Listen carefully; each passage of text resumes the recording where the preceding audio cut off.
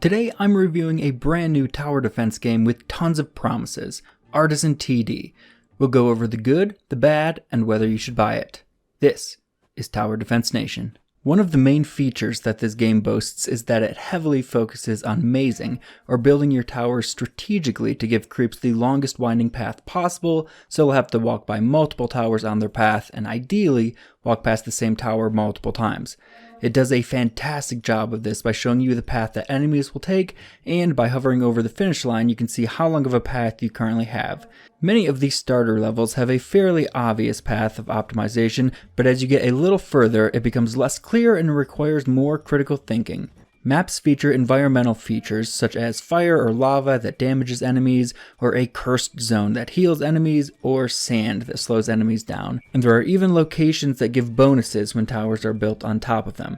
Enemies are straightforward and visually distinct, yet each has their own strengths and weaknesses and requires different combination of towers to effectively hit.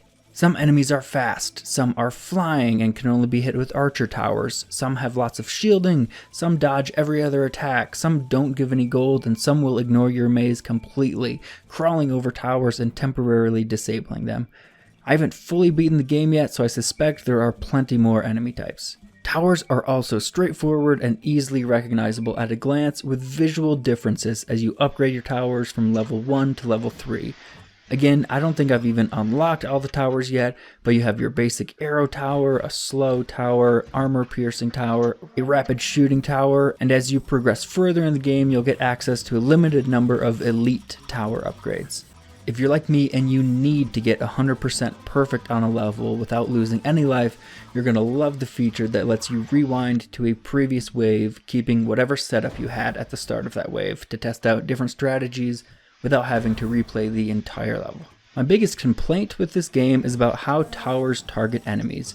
Each tower has a preset target. Typically it'll go for the enemy closest to the finish, but some towers might target the fastest or the weakest enemy within range. For the most part this is all great and it does play into the game's strategy, but I would love to be able to choose for each tower how I want it to target. Aside from that, I have absolutely no other complaints or negatives about this game. It has a cute, cartoonish style and starts off easy to teach you the basics, but quickly ramps up in difficulty and complexity without being overwhelming. I can easily see myself spending hours and hours playing Artisan TD. In a lot of ways, it reminds me of custom tower defense maps on Warcraft 3, where mazing was also very important. Overall, I'm going to give this game a solid 9.5 out of 10, and for the price, it is an absolute steal and must-have for any fans of the genre. Thanks for watching. For more tower defense reviews and tutorials, be sure to subscribe.